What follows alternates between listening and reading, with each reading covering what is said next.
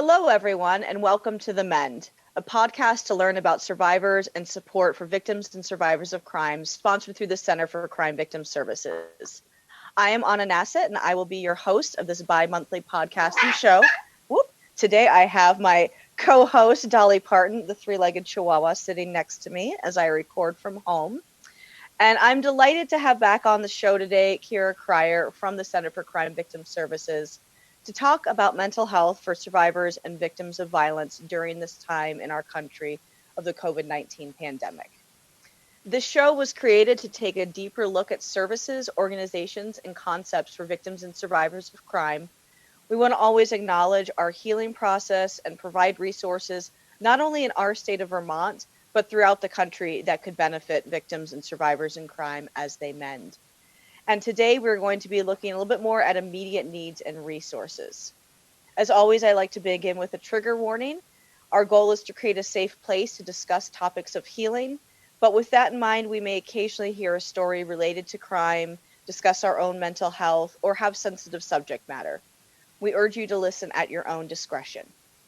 So today, I'm delighted to have KRIER here. Thank you so much for being here. Thank you, Anna, for having me. Yes. KRIER is the Human Trafficking Victim Service Director at the Center for Crime Victim Services and was on the show previously to discuss her work in the human trafficking field. But today we have KRIER here putting on her other hat as a therapist and who specializes in working with victims and survivors of domestic and sexual violence. So thank you for being here to discuss this matter during this very important time. To start off, can you just tell our listeners a little bit about your work in this field so they get a better sense of who you are? Sure. So I'm a licensed clinical social worker, and I have been a social worker for, over 20 years now. And I began this work at the Department of Children and Families in a outside of Philadelphia area. And that was really my entryway into child abuse and domestic violence. And so that was really my onset of really understanding the dynamics of power and control. And from there, it just, my calling really has just been with the domestic violence, sexual violence movement. And when I moved here to Vermont, I started working for the Clarina Howard Nichols Center, and which is a Vermont network program for domestic violence and sexual violence. And there I began to do court advocacy, and I was an awake overnight night manager for a while, and really started to understand the dynamics that come along with domestic violence and sexual violence. And through the years have been committed to ending domestic violence, sexual violence, and spreading awareness around that.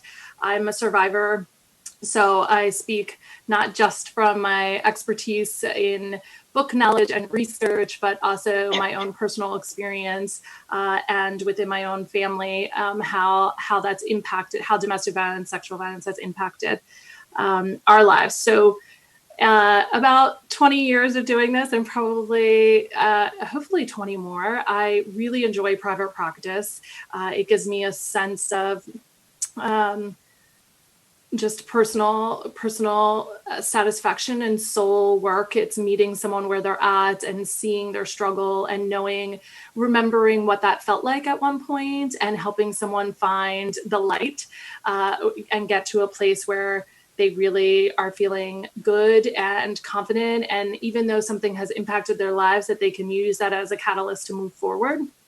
So awesome. So I continue to do that part-time outside of my job through the center. Awesome. I love hearing your story and just all of your wealth of knowledge that you bring to so many people here in Vermont. And I'm just so grateful for the work that you're doing. And, you know, like me, it's like we take these traumas and all of this, this being a survivor, and have really turned it into our life's work. And thank you so much for sharing today with that. So yeah, let's dig in, because we've got some heavy subject matter to cover with you all today.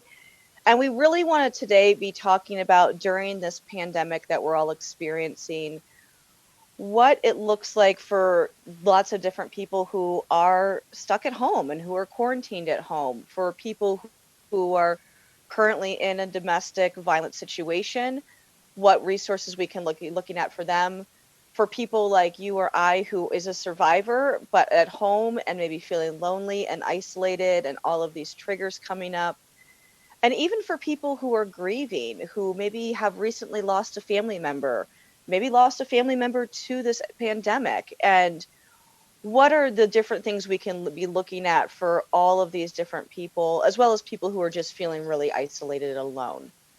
So that's what we're going to be looking at today. And so I guess my first question would be, working with victims and survivors of domestic and sexual violence, what are some of the barriers and hurdles that you see for people during times of normalcy?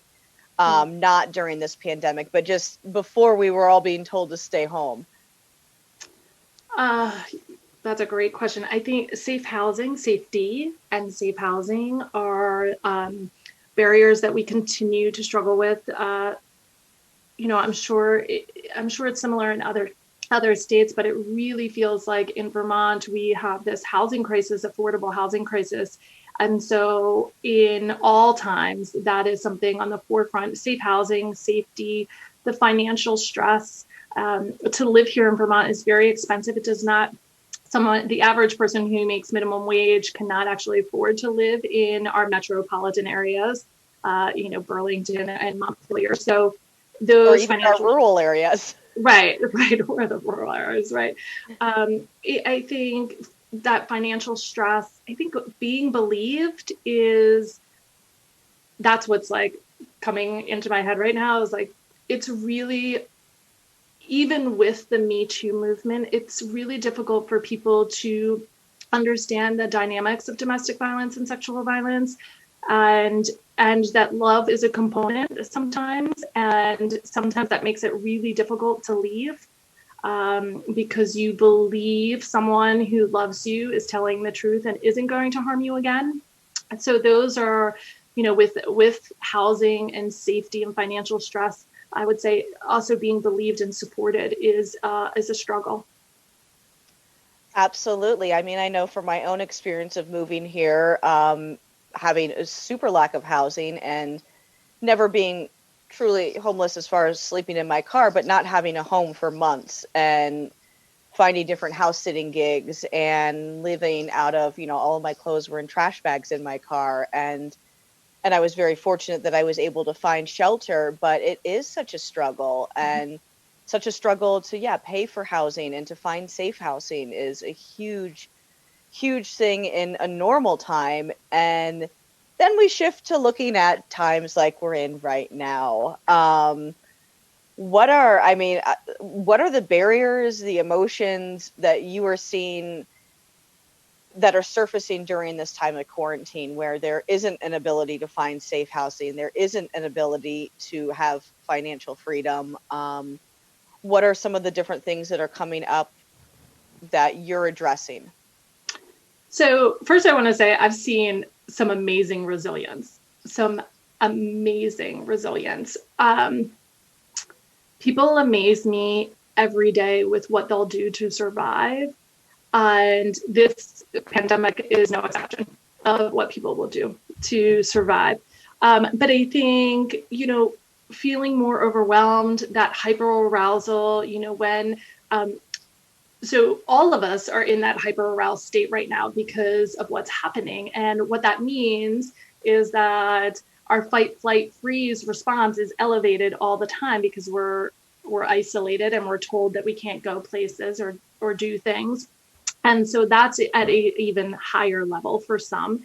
I would say anxiety, fear, those are more heightened during this time. And I'm also really want to say I've been amazed at the strategic planning that victims are able to do when their brains are hyper aroused. It really gives me more information around people who have experienced trauma. When other trauma comes in, they have a level of of getting through stuff that's way different than people who have not experienced trauma in the past. So people who have not experienced trauma in the past and are going through this pandemic are experiencing things for the first time, maybe in a new way. So that might be, they're having anxiety for the first time, or they're feeling very different, or they're nervous, or they're anxious about certain things, where people who have been traumatized in their life are actually a little bit calmer, because we've got this. Right. They've got this. This is not a new thing for them. So that has really struck me during this time, on top of those other fears and hypervigilance that, of course, we're seeing. Yeah, I mean, I feel the same way, as somebody who, it's like, I've lived in fear for most of my life, and especially the last 10 years of being stalked. Like, I was in constant fear and trauma. And now we've had justice. I've had 6 months since the sentencing of my trial. But, when all of this started, I'm like, why do I feel so calm in a weird way? Like, I'm used to living in trauma and fear. And now it's not necessarily, I'm in a very safe place. And so now it's not necessarily trauma and fear for myself. I fear for all those around me and for their safety. But yeah, I definitely can, definitely relate to that, and talking to others who are survivors of just being like, oh yeah, there's something about this that strangely makes sense to us. Right. And I know that's not for everyone who's a survivor, but that's just how I felt. So, yeah. Me too. And I recognized pretty early on that I had a calmness that some other people around me did not have. And so I right away clued into like, oh, I've lived here before. Yeah. Absolutely. In that hyper awareness zone, which prepares and is able to provide us with resiliency and calmness that not everybody else might be having at the same time. Absolutely. I couldn't agree more. And yeah, talking to my own therapist about that, he's resonated some of the same things to me, of people who have lived in countries where there's war, who, now live here, and they're like, oh yes, I'm used to living in this type of fear. And it's fairly interesting, but I don't think that's the same for everyone who's a survivor, as Correct. I said. So let's start to break down a couple different groups that we're looking at right now. For survivors who are quarantined alone, so, someone who is just isolated, they're not in harm's way at all, but they're still feeling really isolated, triggered, feeling, past trauma coming up and resurface. What are some tips, advice that you would like to offer them or give them to be able to find peace during this time? So first, I'm going to say, probably seems simplistic, but I do want to say this, like, you are not alone. You are not alone. And one of the things that I am noticing with people who have depression is that they're sinking in to that depression because they feel alone, and we are not alone. You are not alone in this. And some helpful tips would be mindfulness. So what does mindfulness? And we throw that word around a lot. So I'm just going to tell you what I believe mindfulness is. So awesome. Mindfulness is, for me, and everybody has a different way of practicing, and certainly look into it, do research. But mindfulness for me is shutting off all the computers, the cell phones, spending some time in silence. Now, if that silence feels dangerous for you or scary, then go to YouTube and look up a guided meditation, right? And play that music down and just sit with yourself and allow your thoughts to empty out or follow the words of the guided meditation. Mindfulness is becoming balanced and clear within yourself. And when we're hypervigilant, so when we're like this and we feel that stress and anxiety, it is so important for us to reset our bodies. So resetting means really thinking and diving deep into emptying out the thoughts. I start with the word blackness, blackness, blackness, blackness. And I just think about that word over and over and over again until my brain creates blackness and everything floats out. So for a lot of people, that's meditation is mindfulness, going inward. And again, this is my version of what mindfulness. It includes meditation, that guided meditation, or doing some self-guidance. You can direct write. So direct writing is taking the pen to a piece of paper and just writing down whatever comes out of your head, not thinking, just whatever comes. It could be the sky is purple today. Like, it doesn't matter. Just start writing whatever you want. Directed writing is also a meditative practice. It really helps clear out whatever you're thinking about. And it could be that, that your anxiety comes out on paper of like, I'm worried about this, I'm worried about that. The other piece to that, the directed writing that I really like for myself is, since we're all home and we have this capability, is after you're writing it, if it is anxiety written, to light it on fire and dispose of it, because it's taking it out of the universe. And that's something that I really do believe in. I believe that if we're putting all that stuff into a document, if we burn it, then we're releasing it into the universe of like, please take care of this for me. So some other things would be movement therapy. I'm a yogi. I am a 200-hour yoga practitioner. So I think that everybody can do yoga. Literally everybody. We can do it right now, but it's not what people think it is. Oftentimes people think like, oh, I'm not that, or, I don't have that yoga body or whatever. It's like the same thing we do with runners. Like, we don't have a runner body, or, that type of thing.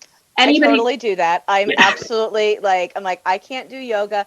I'm like, maybe I could now, because I'd be doing it from home and nobody would see that I don't have a yoga body. Like, that has been something in my head. I'm like, now would be the time to actually do it, because I don't have to worry about my insecurities. Okay. Well, let's do some yoga right now. Okay. So I want you to take a nice inhale through your nostrils. Inhale through your nostrils. Exhale through your mouth. Inhale through your nostril. Exhale through your mouth. And last time, inhale through your nostril. Exhale through your mouth. That's yogic breath. It's just breath work. There you go. You just did it. I just did yoga, people. You just did yoga.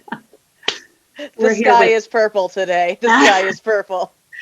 All sorts of, but the movement piece of yoga, the asana practice, the practice of movement, people can do it. You can do it in a chair. You can sit here. You can open up your arms here.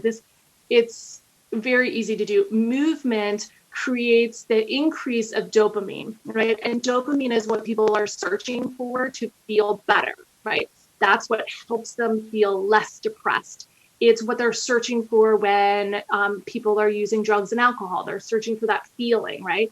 So movement naturally creates the dopamine in our brains. It raises that level, then we start to feel better. So as simple as walking, right? You can walk outside, take the pets, right? Because pets are being affected too, because we're all of a sudden we're in their space all the time now. Take the pets for a walk. Do some yoga breathing, directed writing. So talk to people, don't isolate, right? Do not isolate. So we are isolated, right? And there's a difference. I'm going to explain what I mean by that. We're isolated for safety, but that doesn't mean we have to isolate ourselves from humans. Right. Exactly. Or pets. We can still do this, like the Zoom, which I've done with my family. We call it happy hour on Saturdays, 4 p.m. My whole family, because I'm not from here, we get together on Zoom and talk and laugh and just spend some time. I daily text with a few of my friends to check in, see how they're doing. I have gotten into the practice when we're walking to waving to people and saying hi. I have never seen some of these people before. I've never seen so many people walking. I know. It's great.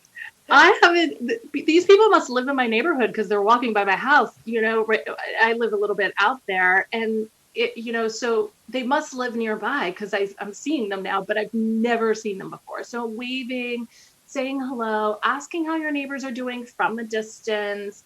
making sure that you get outside and move your body. It's really easy to say, well, I don't have to go to work today, or I can work in my pajamas in my bed from work. And that is not a good practice.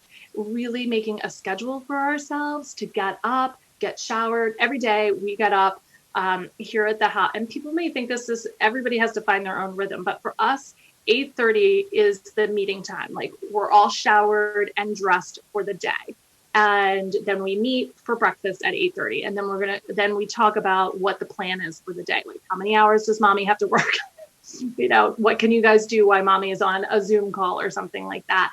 And then we regroup at noon, all have lunch together. And then typically we go for a walk or do something. We've set up ping pong in the basement, something, because it's been rainy and cold too, but making sure that you're actively engaging with someone at least 3 times a day.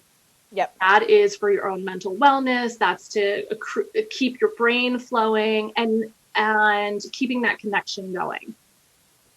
I love it. I mean, I can attest for myself of, I've worked from home for a while, and having that structure, taking that shower, doing those things really sets the tone for my day. And when I don't, I see that I'm not productive. I mean, it is a time where we're not as productive as we would be, because our brains there's so much happening and so much stress going on. But, and I also, where I live out in the country, I've turned my deck into a catwalk, and I prance down my catwalk.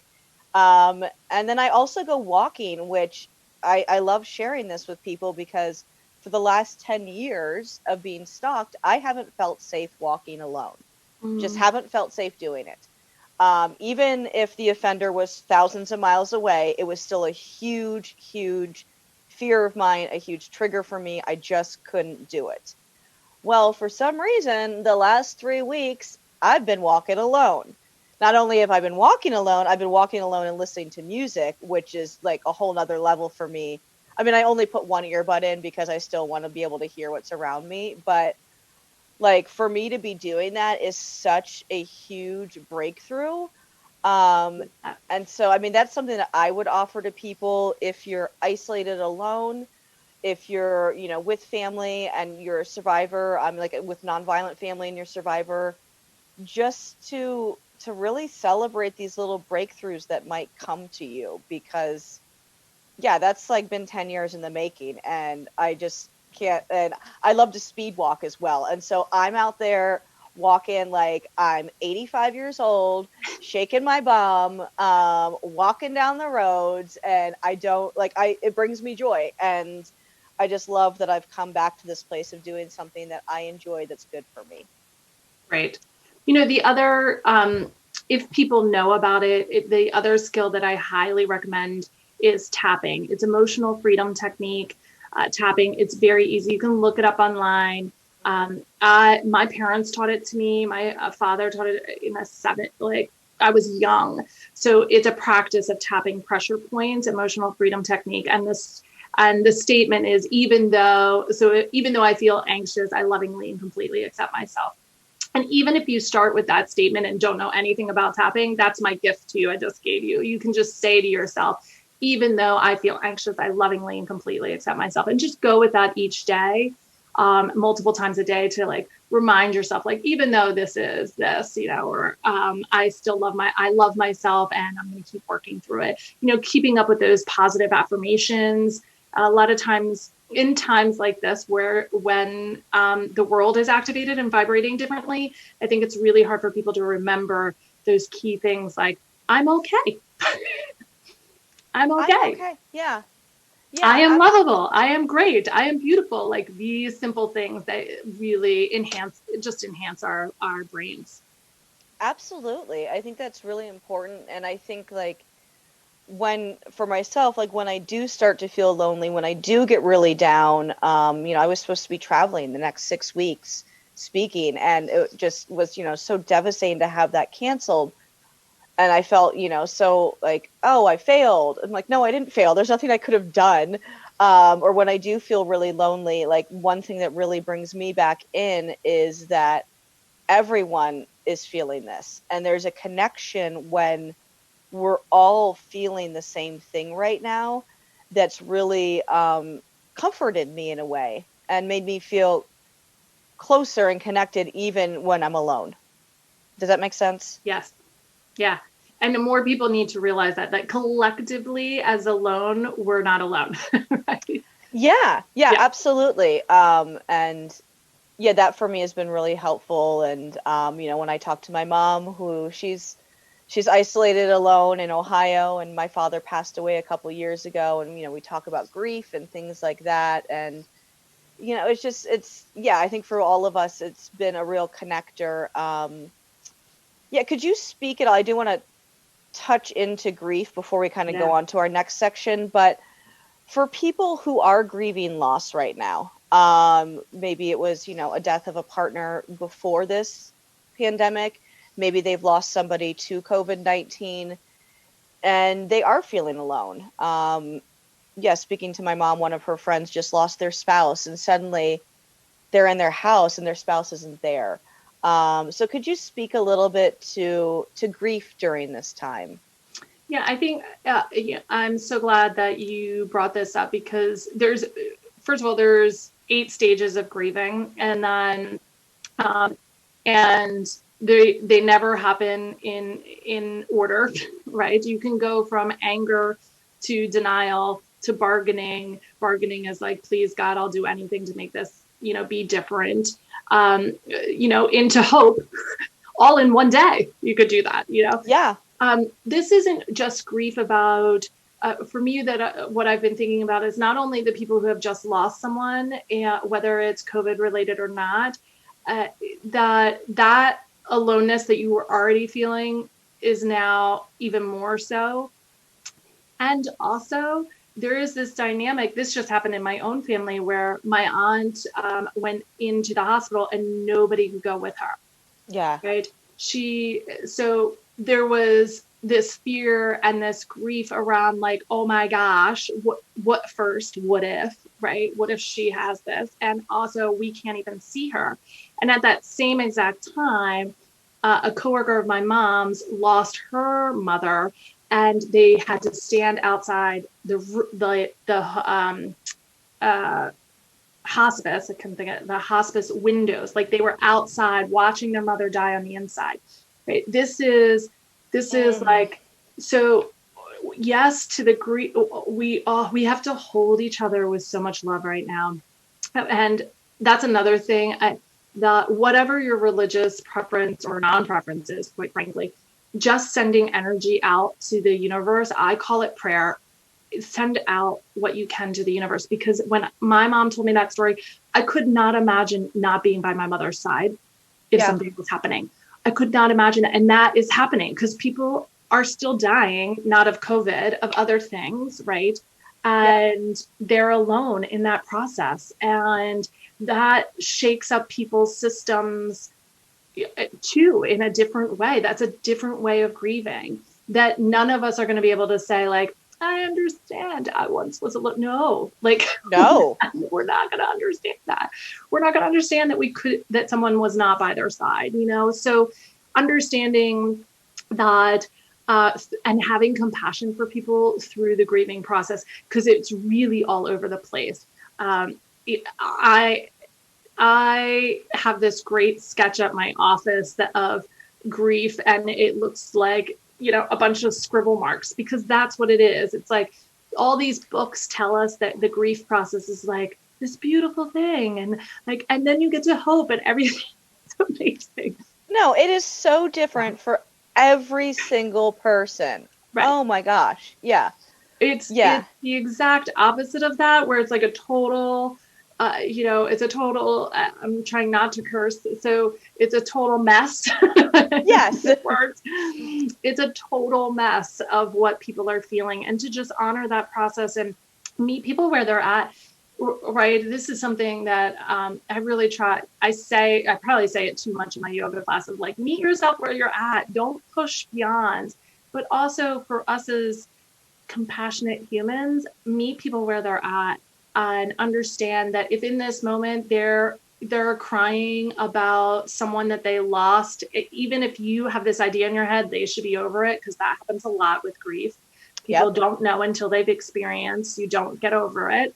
So, have some compassion and some empathy for what it must feel like to be alone in your grief process, alone, right? Yeah, And absolutely. also, acknowledging that people are experiencing the grieving process in a way different way that none of us can really understand.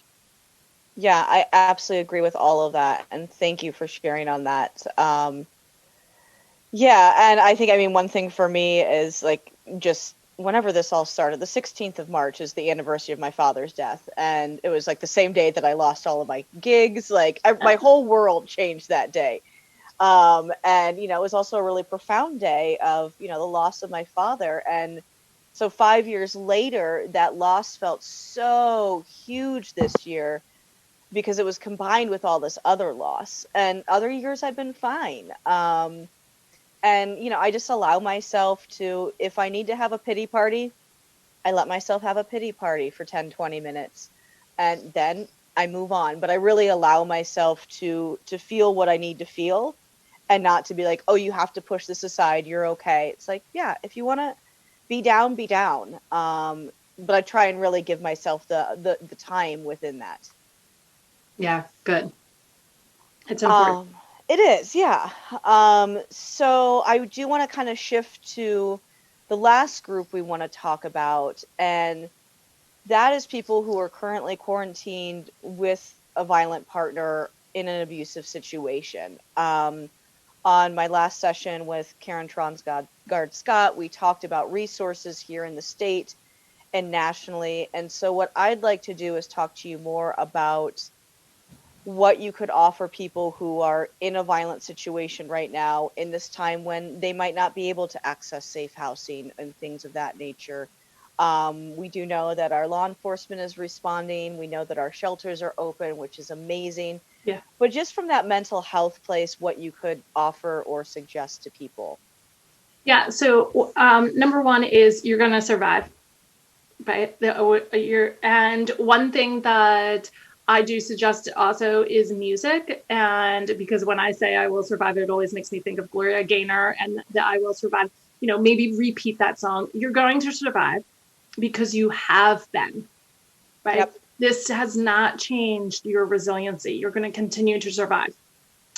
Make a safety plan for yourself in your head, right? It's not safe. Usually it's not safe to write down a safety plan when you're living with your abuser, but write down what, or think about in your head what you might do to keep yourself safe or what you're not willing to put up with anymore, right? Yep. That catalog that in a safe place that you can access and nobody else can, of what are you not willing to do anymore and how can you keep yourself safe?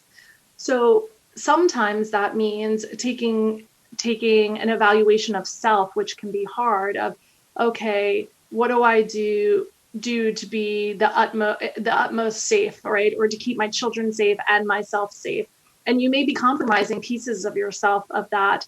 And that for me is the hardest thing to think about with domestic violence and child abuse right now, is that there are people out there who are compromising their own values just to stay safe.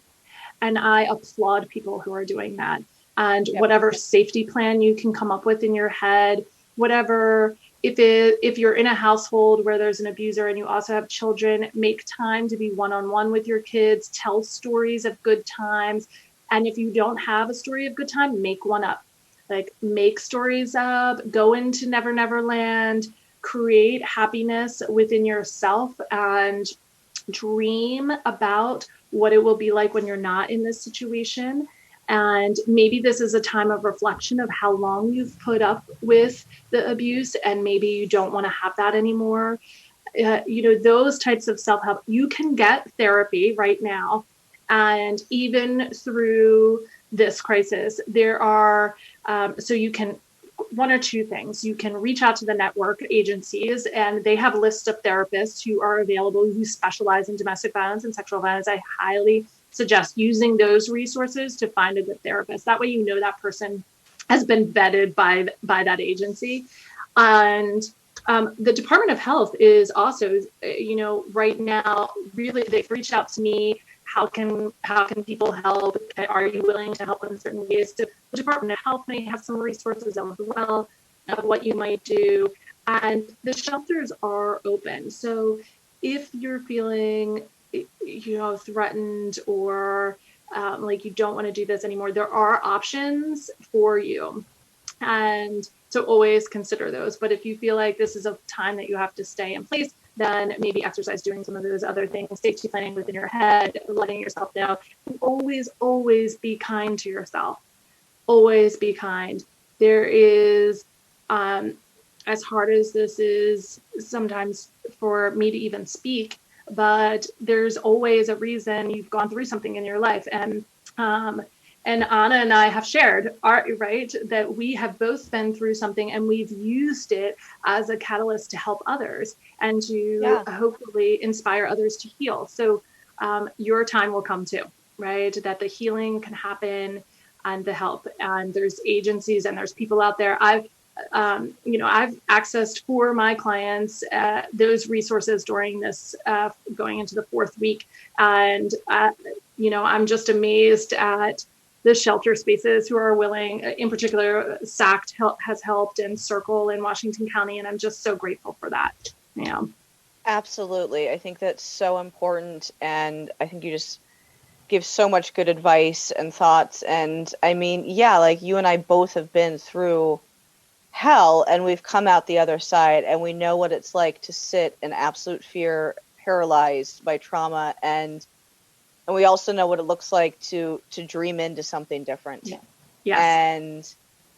And that it's a long journey. It's a long journey to get there, but that would be my offering is just if this is a time where you can start to dream in, even to just escape your reality, start to do that because it takes you outside of it, even if it's just in your own mind, and I think can start to help create a new reality on the other side.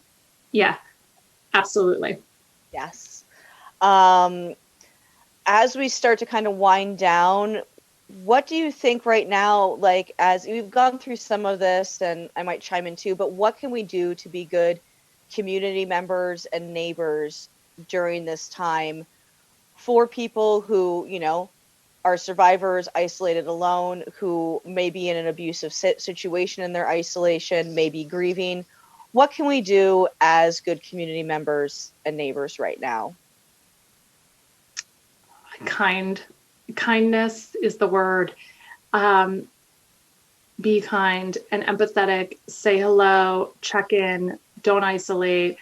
We have older neighbors, and we have been checking in with them from a distance, like yelling, hi.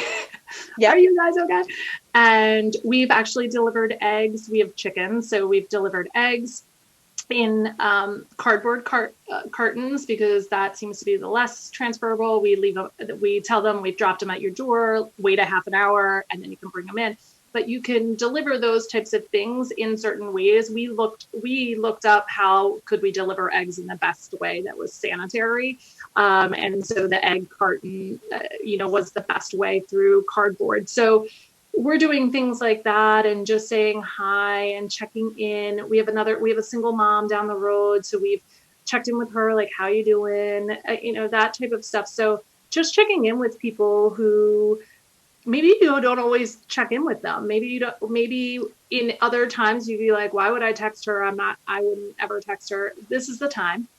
Yeah. This is the time. Be a good neighbor, text, send an email, those types of things, but really being a good neighbor and also understand where people are at. So we have neighbors on the one side of us who are not as hyper aware as we are. So they're like, we're good. They're still like going out and doing things and we're not. And so but that's cool. Like that's where they're at. They're fine. And just honor and respect that. Like everybody's in a different place and that's okay. And this is a nice reminder of how we can all be in different places and still love each other and offer kindness. So one thing that some of the neighbors, now we live a little bit of distance apart from each other.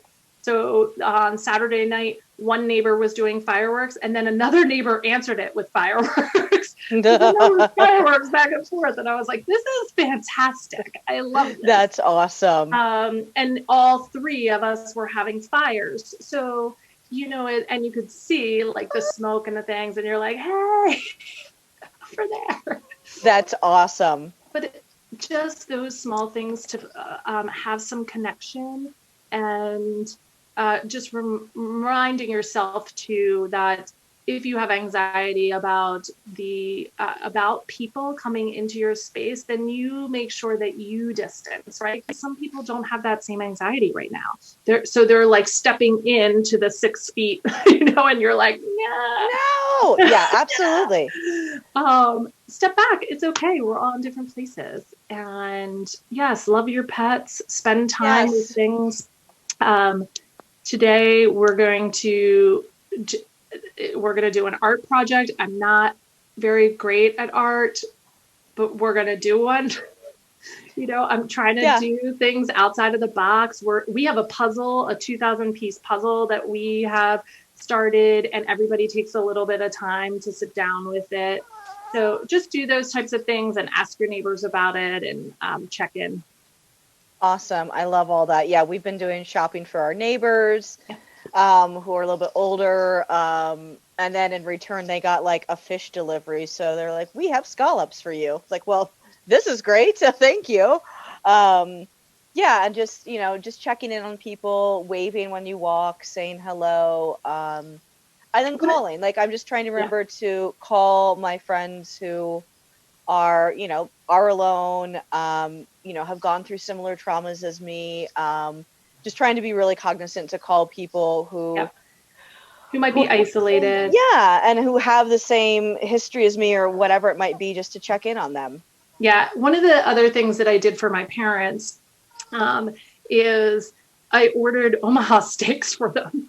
I was like, let's order some food for my parents because my dad has leukemia. So it's not safe for him to be out. And my stepmom is amazing, and she's, quarantining as best she can. But I just was like, I'm going to send some food to them.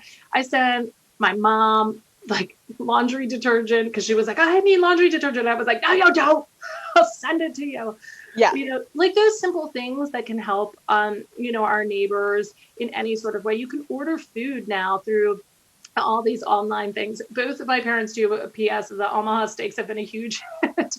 That's awesome. You can order full meals for them, but all those types of things, not just for our parents, but for our neighbors too, just to show love and kindness. One thing that I've thought about is I feel like I'm actually saving money because I'm a coffee drinker, and I was like, 3 times a week getting a fancy foo-foo coffee for $5. I'm like, that's $15 a week I'm saving that I could help somebody else out, and try and do those things.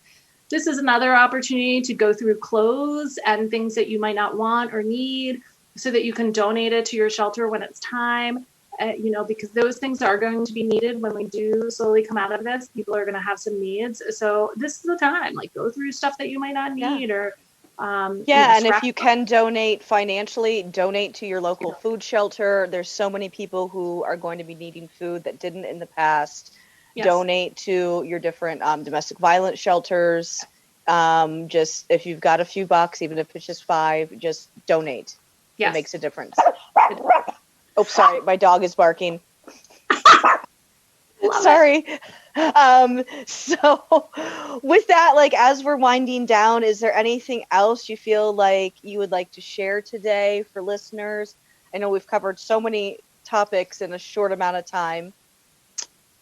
Yeah, I think, I'm a big brain person, Anna, around like what capacity does our limbic system have to hold what's happening.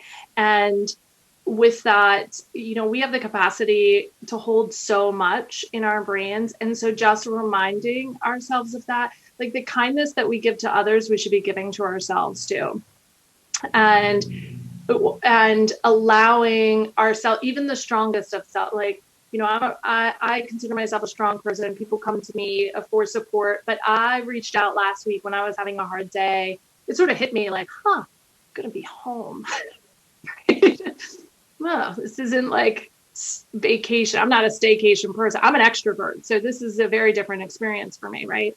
So I want everybody to have kindness, not only for others, but for themselves. And we have the capacity to handle so much. And if you're feeling like you're over capacity, turn off the news. Yes. Okay? Turn off the news. Just take one day away from it. You're not going to miss anything except horrible things, right? Yep. You're not going to miss anything, because if you are, someone's going to text you, did you miss the horrible thing, right? Right. Absolutely. I haven't watched the news in like several days. I'm like, don't need to. Already finding out what's happening. I'm all set. I had done the same thing. And then I watched yesterday and then I was like, why did I do that? Yeah. It's just bad stuff. So, be kind to yourself, take that time. And, if you're in crisis, there is help out there. And please know that you're filled up with resilience.